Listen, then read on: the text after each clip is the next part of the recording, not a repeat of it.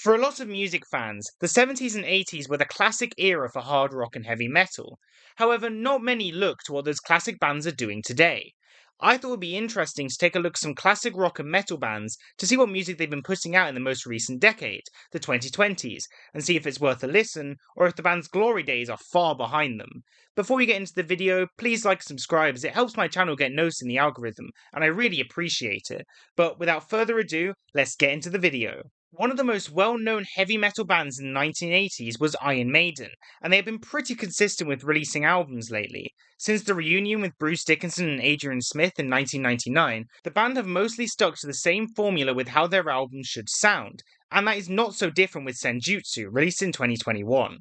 This album is very similar to the one released before it, Book of Souls, but for me it doesn't quite hit where I think that album did so well.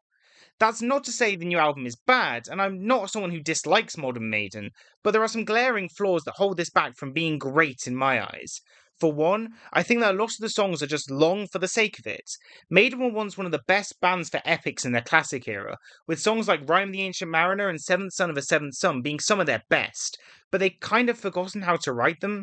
The longer songs on their new albums, and especially Senjutsu, feel like they are shorter songs that have been stretched to make the album artificially longer, which I just don't understand in the slightest. I feel like there is a great 50-minute album here, but it just meanders so much it makes me not really want to revisit it. Also, the production kinda stinks, with me not being a fan of Kevin Shirley's way of producing. He makes the songs feel flat, and they don't feel anywhere near as alive as the band did with Merton Birch as a producer. Overall, it's far from an awful album, but for the sixth album with this kind of formula, I really wish the band would go back to their classic era for the next album. A new wave of British heavy metal band that has fared quite a bit better in the 2020s is Saxon. While I think their cover albums are just filler in their discography with no real reason to listen to them, their last two albums are actually pretty good, even if I prefer one far more than the other. Let's start with the one I think is much better, 2022's Carpe Diem. Apart from the production being a bit too locked in and tight for my liking, this is honestly one of Saxon's best albums in their entire career. This is almost power metal a lot of the time, and it has some of Saxon's best work on it. The title track is an absolutely killer way to open, The Pilgrimage is a great pseudo ballad on the album, and Dambusters is basically speed metal, and one of the band's best songs. I wish I could be a bit more passionate about their most recent album, Hellfire and Damnation, but this album still hasn't exactly clicked for me. It's much more hard rock than the albums before it, which isn't really a direction I think is good for the band. It's far from bad, but it very much loses steam after the first couple of songs, at least in my opinion, which makes this one of the weaker albums in the recent period of Saxon's career. A band I have similar but slightly worse opinions on is Accept. Their first album of the 2020s, Too Mean to Die, is pretty good but not one of the best of the Tornado era, but they kind of fumbled it on the latest one, Humanoid, in 2024. I find that a lot of the songs on this album are just kind of boring, and not to the level I expect from this band. This is because on albums like Stalingrad and Blind Rage, they have proved they can do a lot better than this, so when they come up with forgettable stuff like Frankenstein, I'm just not very impressed. Man Up is also very cringy, but I will say it does get quite a bit better at the end with songs like Mind Games and South Side of Hell being absolutely killer. Let's move out to the 80s and go into the 70s. Deep Purple is a band where I've already spoken about their newer albums in my big review for the album Equals One, so check out that video if you want to hear my opinions on it. While the album is great, I also really like Whoosh from 2020, but I've spoken about Deep Purple enough on this channel, so let's move on to some others that I don't talk about as much. After a gap of about 2 decades, Blue Oyster Cult came out with one of their best albums of their career.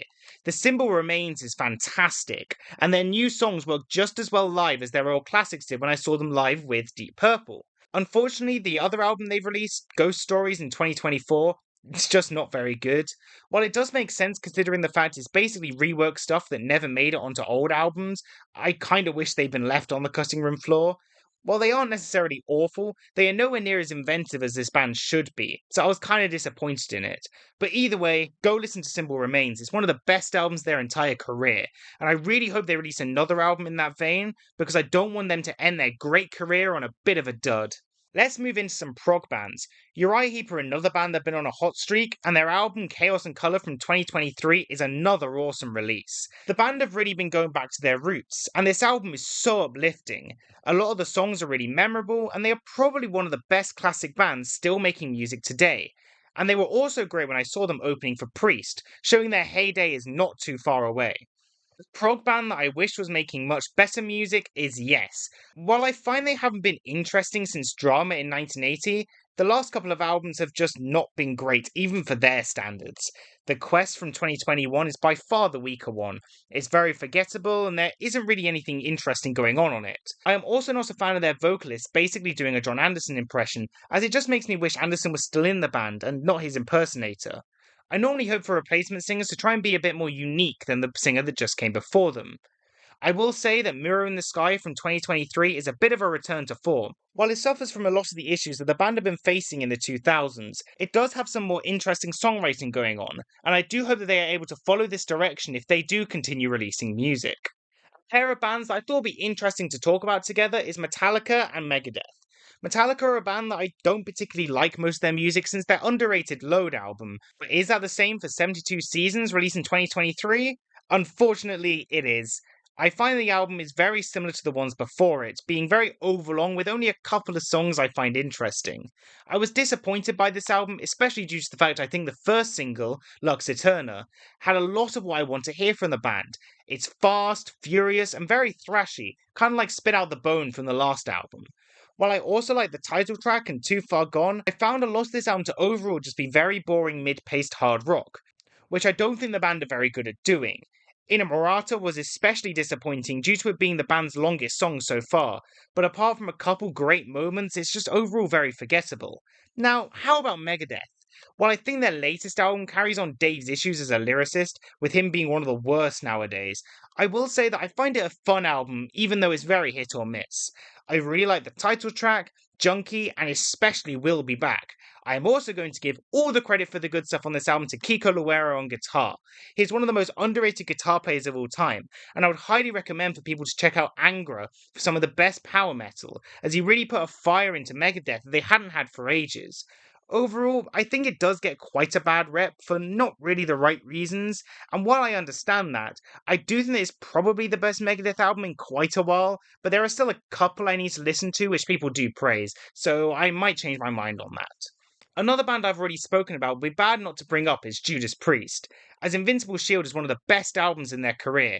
If you want to see my full opinions on that, check out my top 15 albums of 2024 so far list, and the fact it's on there should go to show how good it is. But that's not the only thing to come out of the Priest camp, as KK Downing and Ripper Owens have come out with 2 albums under the KK's Priest lineup, and they are nowhere near as good as the Judas Priest album to say the least. Both of them kind of go for the same type of music, and to say it's cliche would be a bit of an understatement. There is some good stuff on here, like Reap the Whirlwind, and it's far from the worst thing ever, but it really isn't anything too special for me. It really comes off as KK just wanting to get back into Priest, as a lot of their work just screams that he wants to remain linked to his old band with a bunch of references that I just kind of wish he cut ties with them. They were pretty good live when I saw them, but they aren't really the type of band I want to go back and see more than once. But for the studio work, it's just very forgettable stuff that I wouldn't be surprised if people forget about in about 10 years. Let's end this video with my picks for the best and the worst examples of old bands doing new music in the 2020s. The worst, and it's more of a solo artist, is Ozzy Osbourne. I remember when Ordinary Man was coming out and it felt like there was a bit of hype around it, but fucking hell, this album's an absolute travesty. By far the worst part about it is the production, especially on Ozzy's voice. It sounds so processed and not even like human at many points in the album, and I'm also not a fan of the fact there isn't really a core band anymore, just a bunch of guest musicians. This just means there isn't really a lot of consistency from his previous albums to this one, and the songs themselves just aren't very good. Often very boring and generic, with no real memorable stuff on this album, and his collab with Post Malone might be the worst thing he's done in his entire career. I will say that, like Yes, Patient Number 9 is a much better album, but still suffers from a lot of the faults that held back Ordinary Man, especially the production. However, I will say this album is saved by the fact it does have some killer collabs with both Tony Iommi and Jeff Beck, which do make this a decent, if flawed, ending to Ozzy's solo career. Now for the best, which in my opinion can only go to one band, the mighty Helloween. after their fantastic reunion in 2016, with both Kai Hansen and Michael Kiske reuniting with the band while keeping Andy DeReese and Sasha Gersner, meaning that the band can play to all their strengths in one go. In 2021, they would release their self-titled album, and it's one of the best of their entire career. They play to all their strengths of both singers, meaning the album is constantly interesting with a lot of different types of songs, while they all stay within the great Halloween sound. Despite the album clocking in at over an hour, it never gets boring, with the closing track Skyfall being one of the best songs of their entire career.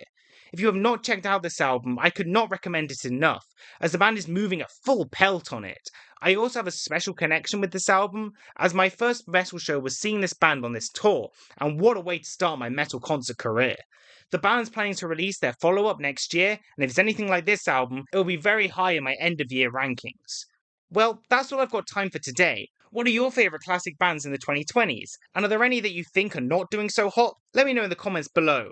And as always, don't forget to like and subscribe if you enjoyed the video. Follow me on Twitter and Instagram, and follow my Album of the Year page for my latest reviews. All the links are in the description below.